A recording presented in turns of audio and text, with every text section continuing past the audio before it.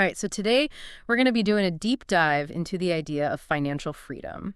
Specifically, we're going to be looking at this concept of inertia and how that kind of holds a lot of people back. Inertia. Yeah, like, in physics, it takes more energy to get something moving than to, like, keep it going. Ah, like a rocket taking off. Exactly, exactly. So we're going to be looking at this through the lens of Beeman Godse's thoughts on it.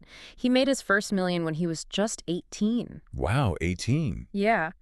And one of the things that he talks about is how those first few years, man, they're brutal. But he says that, like, once you get over that initial hump, those subsequent millions, they become easier. So we're going to dive into, like, why is that first million so tough? And what are some of the things that he recommends for overcoming that inertia? Sounds fascinating. I'm ready to dive in. All right, well, let's jump right in.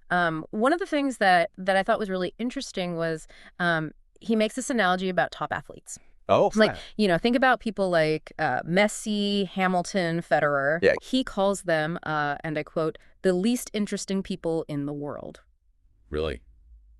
That's, well, they're certainly successful, but least interesting. Yeah, and I was thinking about that. What do you think he means by that? Hmm. I mean, I think what he might be getting at is their level of focus is so intense. To reach that pinnacle of success in any field, there's often a lot of sacrifice involved. Maybe they're not out there, doing all the things that people consider interesting because they're so dedicated to their craft. Right, and that's kind of counterintuitive, right? Because you think of these people, they're wildly successful, fascinating in a lot of ways, but their path to get there, it's like almost borders on obsession. You could say that. Makes you wonder, like, is that intensity almost a prerequisite to really achieving something truly ambitious? Yeah, yeah. And he talks about like how, it's not that you need to become a recluse or anything, but it's about that initial phase, right? Where you're really focused on building that momentum. And then once you reach a certain point, he talks about like strategically reintroducing hobbies, social activities. It's like almost like channeling that athlete's mindset when you need it most. I like that. Kind of like a takeoff phase. Exactly, exactly. Get to that cruising altitude.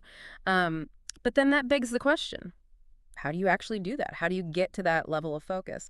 And he shares this story about the Duke of Wellington.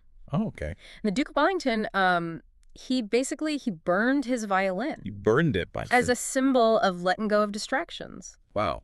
I mean, that's pretty drastic. Yeah. I don't think most of us need to go to those lengths, but I get the point. But what are some more, I guess, realistic ways to, eliminate these distractions that we all have? Yeah, well, I mean, I think the first step is really about, self-awareness. Like, what are those things in our lives that are truly important versus, the things that are just kind of sucking up our time and energy? I mean, are you spending hours scrolling through social media? Are you constantly checking your email instead of actually focusing on the tasks that really matter? Yeah. Those are the kinds of things I think we need to be mindful of. Yeah, and it's almost like sometimes those distractions are so subtle, they just kind of blend into the background noise of our lives. Yeah. Was there anything that stood out to you in the material about, identifying those kinds of distractions?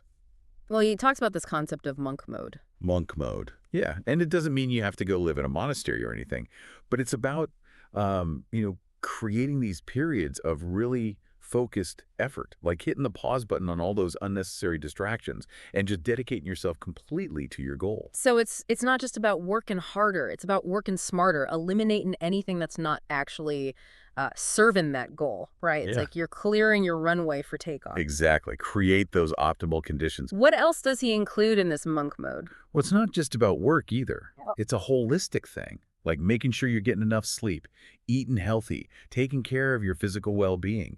Because, when you neglect your health, you're ultimately sabotaging your productivity. Right. It's like trying to fly a plane with a sputtering engine. You need to make sure you got enough fuel in the tank. So we've talked about this initial push, right? Overcoming inertia. It requires that intense focus, that willingness to eliminate distractions. But how does that translate into actually building wealth? Let's dive into that in the next part of our deep dive. So when we talk about that initial push, one of the things that Godsey really emphasizes is building online businesses.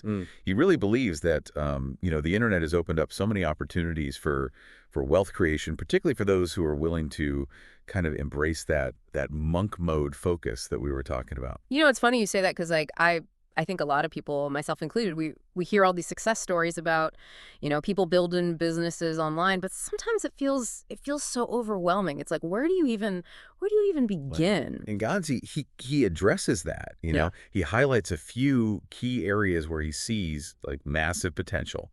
One of those is digital marketing, which, this his area of expertise. He just believes there's such a huge demand right now for skilled marketers who can help businesses navigate, this whole online world. Yeah, but digital marketing is such a broad term, right? When you look at the sources that we have, are there any like specific areas within digital marketing that he kind of zeroes in on? Yeah, he mentions SEO a few times.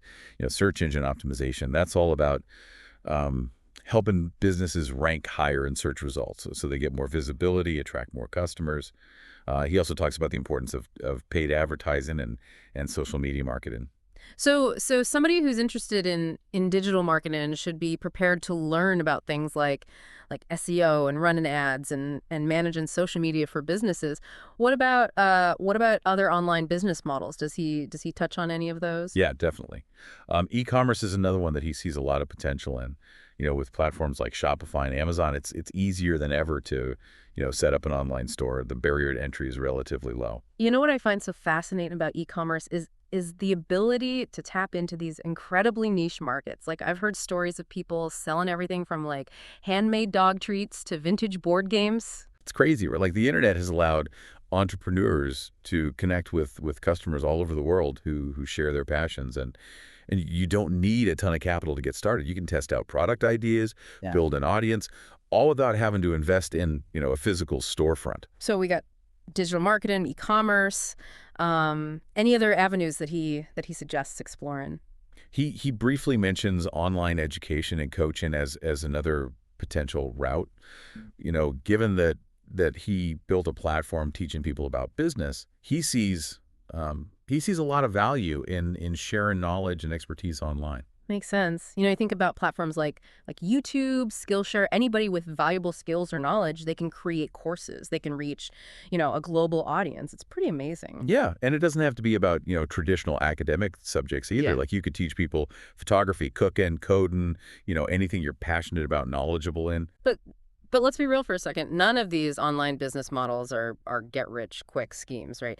It still takes work, even if you are, working smart. Absolutely. And this is where, Gadsby's emphasis on working smart really comes into play. He talks about the importance of leverage, finding ways to amplify your efforts, maximize your output. What are some concrete ways that somebody could apply that concept of leverage? Well, think about systems and processes. Mhm. Let's say you're creating videos for YouTube, right? Yeah. Instead of just making, individual videos, you could create a system for repurposing that content. Mm. Turn it into blog posts, social media snippets, maybe even short courses. So you're multiplying the impact of your work without necessarily putting in, tons more hours. It's like creating this ripple effect with your content. That's a fantastic way to work smarter, not harder.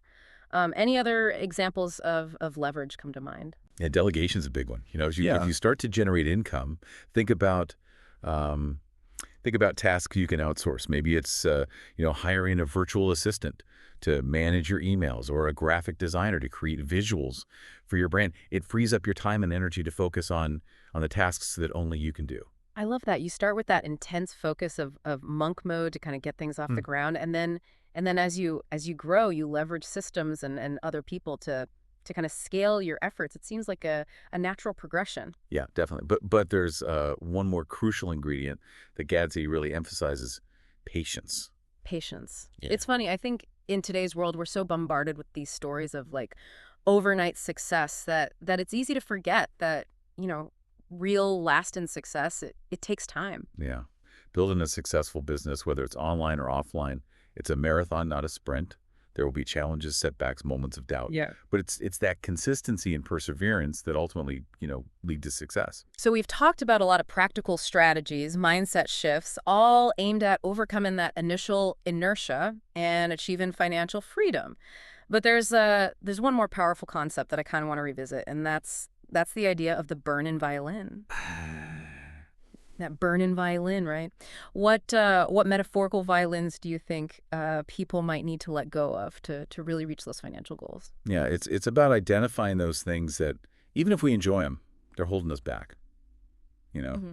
Could be unhealthy habits, Hmm. limited beliefs, or even, relationships that drain our energy and don't really align with our goals. And it's not about depriving yourself of joy or becoming like a workaholic or anything, is it? Not at all. It's about Yeah. being honest with yourself. Like, Yeah. what are you willing to sacrifice temporarily to achieve something extraordinary? And Godzi even says, later on, he brought back a lot of those hobbies, social activities. So it's like a strategic pause, a season of a focused effort to gain that momentum. When you think about it, it's not that different from what athletes do. They have these periods of intense training and sacrifice leading up to a big competition. Yeah, that's a great point. They understand that short-term discomfort can lead to long-term rewards. It's about making choices that align with your long-term vision. So if somebody's listening to this, right, and they're feeling inspired, but also maybe a little overwhelmed, what's one piece of advice you'd give them? Start small. Yeah. Don't try to change everything at once. Just pick one violin, one distraction you can eliminate, or even just reduce. And just see how that impacts your focus, your productivity. Maybe it's limiting social media to 30 minutes a day or committing Yeah. to 1 hour of focused work every morning. I love that. Small changes consistently applied can lead to remarkable results. It's like building that runway brick by brick until you have enough momentum to take flight. And speaking of small steps, what's one action our listener can take, like right now, to get started? Just think about that one violin that you're willing to let go of. Write it down, make a plan, and commit to taking action today. Even just a small step in the right direction, you can create that ripple effect. It's about shifting from a mindset of inertia to one of momentum. And remember, this journey's not about perfection, it's about progress. There will be setbacks, there will be challenges, but it's that commitment to keep learning, to keep moving forward that ultimately will lead to success. Absolutely. Embrace the journey. Understand that financial freedom, it's a destination, not a race. And with the right mindset and the right strategies, anyone can achieve it. Well, that's a great note to end on. So to our listener, we hope this deep dive has sparked some ideas, given you some tools to start building your own path to financial freedom. Remember, even small steps taken consistently can lead to some pretty extraordinary results. Thanks for joining us, and until next time, keep learning, keep growing, and keep striving for your best self.